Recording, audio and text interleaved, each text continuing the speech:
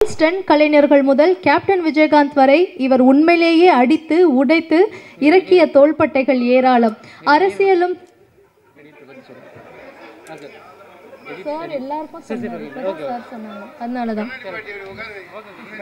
அரசியலும் சினிமாவும் இவருக்கு தேன் மிட்டாய் மாதிரி. சினிமாவில் இவர் பின்னி எடுப்பார், அரசியல் இவரை பின்னி எடுக்கும். ஆனாலும் அசர மாட்டார். வில்லன் மாதிரி இருந்தாலும் ஆர்.கே. செல்வமணிக்கு இவர் அதிசய குழந்தை. காலங்கள் கடந்தாலும் ஆர்.கே. செல்வமணியை எப்போதும் அண்ணன் என்றே அழைப்பார். அந்த அண்ணனிடம் தான் பெற்ற அனுபவங்களை எடுத்துரைக்க அன்புடன் அழைக்கிறோம்.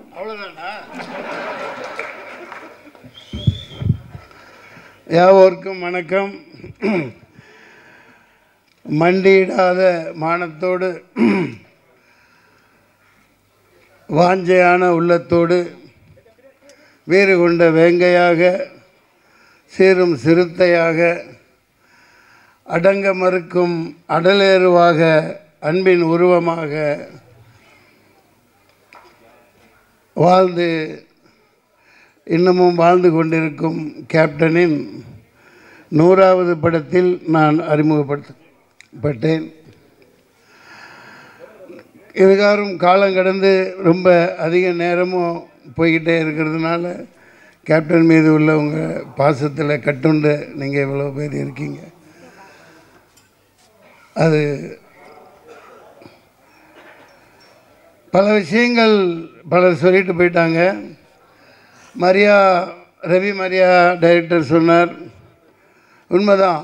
அப்போ நான் இந்த வீரபத்ரனா நடிக்கையில் வீரப்பன் வெளியே தெரிய அவன் மூஞ்சி எப்படி இருக்குன்னு தெரிய ஒரே நேரத்தில் 3 படம் வந்துச்சு. புதுநெல்லு புதுநகரத்தில் நான் தான் அந்த நெப்போலியன் ரோல் பண்ணுறது.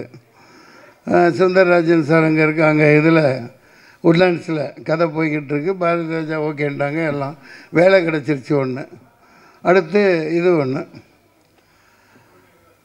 அது ஒரு காரணம். அந்த வீரப்பன் அப்போ வெளியே வரலை. வீரப்பனார் ஏகப்பட்ட சில சுவராசியமான தகவல்களை இந்த 35 வருஷம் கழித்து இந்த மேடையில் சொல்லலான் இருக்கு. நான் கூப்பிட்டு போயிட்டாங்க. வில்லனா நடிக்கிறேன் அப்படின்ட்டு. நல்ல மழை, அடர்த்தியான மழை. சென்னையில் வெள்ளம், அந்த அளவுக்கு தண்ணி.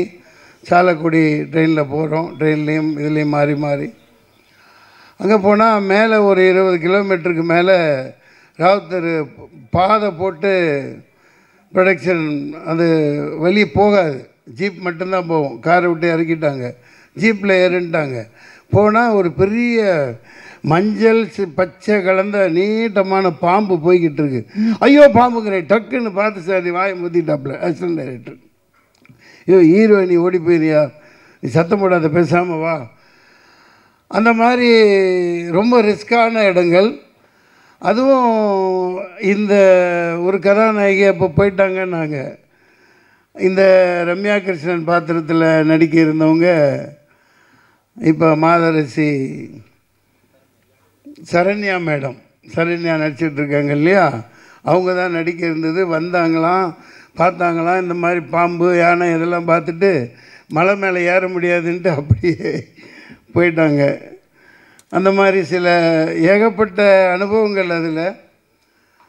அப்புறம் அந்த நாட்கள் மறக்கவே முடியாது இன்னமும். அப்படி ஒரு மனோரம்யமான நாட்களாக இருந்தது. மறக்க முடியாத காலகட்டம்.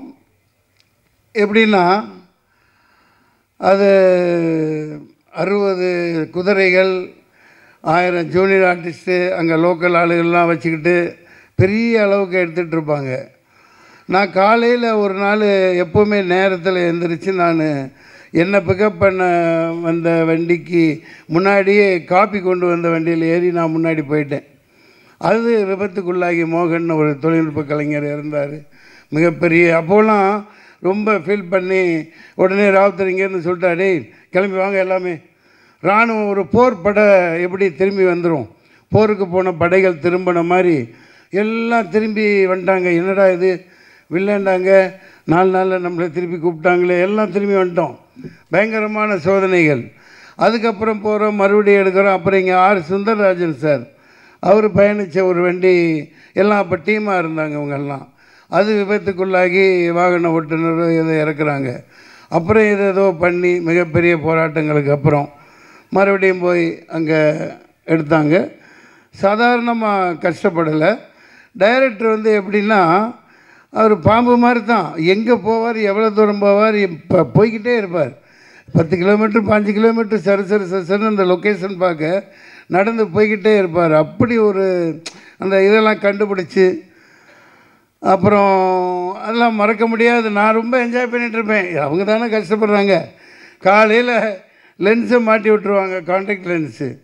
5 மணிக்கு வந்து இந்த சௌத்ராஜன் இப்போ மாலை போட்டேன்னு எங்கே, அது பெரிய காமெடி பாருங்க. அப்போ எனக்கு ஒன்றும் தெரியாது இல்லையா, அதிகமாக ஆக்டிங் கோர்ஸ் பண்ணிட்டு வந்தாலும் இந்த ஸ்ப்ரே எல்லாம் இது பண்ணிவிட்டு ஏதோ பண்ணுவார் சீரியஸாகவே. அவர் ஸ்ப்ரேக்கு பதில் அப்படி, ஓ இது அப்படி தான் பண்ணும் போல். கேப்டனெல்லாம் என்னை பிடிச்ச முடியெல்லாம் வெட்டி விடுவார். பெருசாக வச்சுட்டு சுற்றணுன்னா நில்லுடா அசிங்கமாக தெரியணுன்னு அப்படின்ட்டு. அப்புறம் பான் கேக்கெல்லாம் போட்டு ஸ்டிக்கெல்லாம் போட்டு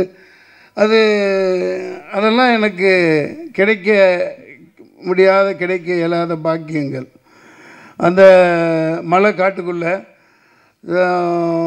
எப்படி இருந்தாலும் நான் சாயந்தரம் அங்கே இங்கே, ஆனால் இந்த அப்புறம் செவ்வரேறி குதித்து இந்த விஜயீஸ்வரன் கூப்பிட்டு போயிடுவான். இந்த அங்கே நல்லா அது என்ன அந்த பீஃபு சுக்காவெல்லாம் பயங்கரமாக இருக்கும். அப்புறம் அந்த கப்பா கிழங்கு அதெல்லாம் பயங்கரமாக இருக்கும். கேப்டன் அவன் காலையில் போயிட்டுருக்குது, அவனை விட்டுறாதீங்கன்னா நாங்கள் எங்கே இருக்க 11 மணிக்கு தான் திரும்பி வர்றது. விஜயீஸ்வரன் எங்கே, நான் எங்கே போயிட்டார் அவர். விஜயீஸ்வரன் கூடவே இருப்பார், பயங்கரமான மெய்காப்பாளன். அதெல்லாம் மறக்க முடியாத தருணங்கள். காலையில் சரத்குமார் போட்டிக்கு வந்துடுவார். அவர் பயங்கரமான மிஸ்டர் இந்தியாவில், மிஸ்டர் மெட்ராஸ்ன்னு நினைக்கிறேன். தண்டால் எடுக்க நீ நைட்டு போனால் இந்த மாதிரி நல்ல கிழங்குகளும் சாப்பிட்டு வந்தான்னு தெரிஞ்சவுடனே காலையில் அங்கே போட்டி நடக்கும் எக்ஸசைஸ் பண்ணையில். தண்டால் அவர் அனாயசமாக 100 எடுத்துருவார், என்னால் எடுக்க முடியாது. அந்த மாதிரிலாம் மறக்க முடியாத நினைவுகள். அதை விட பெரிய கொடுமை என்னென்னா, நம்ம துணை நடிகர்கள்லாம் பரவாயில்ல, அவர் டைரக்டர் சார் காலையில் லென்ஸை போட்டு விட்டு என்னென்னமோ சீன் எடுத்துக்கிட்டு இருப்பார். கடைசி 5 மணி ஆகும். எப்படா சூரியன் செட்டில் ஆகும் கையில் தான் டைலாக் வரும். 18 பக்கம் 20 பக்கம் டைலாக்கு. என்னடானா டைலாக் வரல, என் டைலாக் வரல. இவர் அண்ணன் லியாகத் அலி கான் சார் ஃப்ளைட்டில் அனுப்பிச்சி விடுவார். ஃப்ளைட்டில் கோயம்புத்தூருக்கு வந்து அங்கேருந்து அம்பாசிடர் காரில் பாலக்காடு வழியாக அங்கே சாலக்குடிக்கு டைலாக் வரும். அவன் கிடக்குறான் இப்போ அந்த ரேஞ்சுக்கு அவன் சொல்ல மாட்டார். பார்ப்பார், ஏய் நீ பயப்படாது, இந்த 5 மணிக்கு சூரியன் செட் ஆகையில் 40 பேப்பரை வச்சுக்கிட்டு 20 பக்கம் டைலாக் பேச சொல்லுவார். அதுதான் பிரபாகரா, உன் பொண்டாட்டியும் பிள்ளையும். அந்த டைலாக் தெரியும், அது ட்ரெய்லரில் வரல சரியா. ஒரு மாடு 2 பீஸ் ஆச்சு, உன் பொண்டாட்டி பிள்ளை எத்தனை பீஸ் ஆவாங்க எனக்கு தெரியாது, எனக்கு கணக்கெல்லாம் போட தெரியாது, நீயே போட்டு பார்த்துக்கோ. இந்த மாதிரி நிறையா என்ன சுழுக்கெடுத்தவர் இவர் தான். அங்கே நான் சொல்லிக்கிட்டு இருக்கையில் ஒன்று விட்டுட்டேன். அங்கே வந்து 1000 ஜூனியர் ஆர்டிஸ்ட்க்கு மேலே வரவழைப்பார் இல்லையா. இங்கே என்ன சின்சியராக நடித்து கொடுத்துட்டு லைனில் நின்று ட்ரெஸ்ஸை கழட்டி கொடுத்துட்டு போயிடுவாங்க. அங்கே அந்த 5 மணி ஆனால் போதும், ஏங்க யோனே நட 5 மணி ஆகி நாங்கள் போய்க்கணும் அப்படின்ட்டு அவன் தொப்பியும் கழட்டாமல் சட்டியை போட்டு மேலே அந்த போட்டிருந்த ட்ரெஸ்ஸோடு அப்படியே எல்லாம் போட்டு போயிட்டாங்க. அது 4 நாள் 5 நாள் ராதாகிருஷ்ணன் மாதவன் எல்லாம் தேடி தேடி போய் அக்கம் பக்கம் ஊர்லாம் அங்கே இங்கே போய் அவன் சம்பளம் கொடுத்தானே கொடுக்காட்டி என்ன ட்ரெஸ்ஸு இருக்குல்ல. 5 மணிக்கு மேலே இவர் 6 மணிக்கு தான் அவங்கள கூப்பிட்றாரு சாட்டுக்கு. எவ்வளோ நாள் வெயிட் பண்ணுவாங்க அவங்களும். அது பாட்டு கட்டிட்டு போயிட்டாங்க. அது ஒரு கூத்து ஒரு பக்கம் நடந்துக்கிட்டே இருக்குது. அப்புறம் கடைசி கிளைமாக்ஸ் மறக்கவே முடியாது. ஆமாம், அப்போ தான் அர்த்தராத்திரியில் 2 மணிக்கு பிறந்தவர். 7வது நாள் இங்கே சாரதா ஸ்டுடியோவில் செட்டு போட்டு எடுக்கிறாங்க. என்னால் போய் அப்போ தான் இறுதி நாள் அன்னைக்குன்னு நினைக்கிறேன் தம்பி பிரபாகரன் பிறக்குது. அதை சரியாக சென்டிமெண்ட்டாக அங்கே படத்தில் ரம்யா கிருஷ்ணன் குழந்தை பிறக்கும், இங்கே தம்பி பிரபாகரன் பிறந்துச்சு. அப்படி காமிச்சிருப்பாங்க. அதெல்லாம் மறக்க முடியாது. அது 7 நாள் ஃபைட்டில் என்ன அவர் துவைச்சதோடு நான் அவரை துவைச்சி எடுத்துட்டேன். அதாவது அந்த அளவுக்கு ஒரு கோஆப்ரேட் பண்ணி ஒரு புது நடிகன்னு எனக்கு சொல்லி கொடுத்து சூப்பர் சுப்பராயனை வச்சு ஏகப்பட்ட ட்ரைனிங் கொடுத்து எடுத்தாலும் கூட கேப்டனுக்கு அப்பப்போ அந்த கையெல்லாம் இறங்கிடும். தொடர்ந்து ஃபைட் பண்ணி இந்த இடத்துல அதெல்லாம் சொல்லணும். அது மற்ற நடிகர்கள்லாம் இப்போ தான் இந்த கேரவன் கலாச்சாரம், செல்ஃபோன், அப்போல்லாம் அது ஒன்றும் கிடையாது. ஏவிஎம்சி தியேட்டராக இருக்கட்டும், அதுக்கப்புறம் நடித்த படங்களாக இருக்கட்டும், செட்டை விட்டு வெளியவே போக மாட்டார் மனுஷன். ஃபைட்டர்ஸ் கூட பேசிக்கிட்டே இருப்பார். ஜல்ல விளையாட விட்டுட்டு கிண்டல் பண்ணிக்கிட்டு அவர் குடும்ப இது மாதிரி விளையாண்டுக்கிட்டே செட்டை விட்டு அந்த லஞ்சை சாப்பிட போகிறதுக்கு போனது தான். அதுக்கப்புறம் அப்போல்லாம் நான் தப்பாடிக்கு அப்பப்போ 10 தடவை வெளியே போயிடுவோம், வந்துடுவோம். அவருக்கு அந்த பழக்கமே கிடையாது. குடும்ப நண்பர்களாக அந்த ஃபைட்டர்ஸ் கூட எல்லாத்து கூட சேர்ந்து பண்ணவும் தான் அவர் சண்டை காட்சி இது வரைக்கும் அவர் அளவுக்கு யாரும் முன்னுதாரணம் இல்லை. ஒரே ஒரு எம்ஜிஆர், ஒரு சிவாஜி, அடுத்து கேப்டன். அது அடிக்கிறதுக்கு நடிகர்கள் யாருமே இனி தென்னிந்தியாவில் எனக்கு கண்ணுக்கு தூரம் தெரிஞ்ச வரைக்கும் யாரும் இல்லை. அந்தளவு ஒரு அற்புதமான மனிதராக இன்னும் நம்மள்கிட்ட வாழ்ந்துக்கிட்டு இருக்கார், வாழ்வார். ஆமாம், இன்னும் நிறைய விஷயங்கள் விட்டுட்டேன், சொல்ல முடியாத விஷயங்கள்லாம் இருக்குது. கேப்டன் பிரபாகரன் மீண்டும் இவர் இயக்குனர் மிகப்பெரிய அளவில் ஆர்கே செல்வனியம் அவர்கள் இயக்கணும். வாய்ப்புக்கு நன்றி கூறி விடைபெறுகிறேன். நன்றி, வணக்கம்.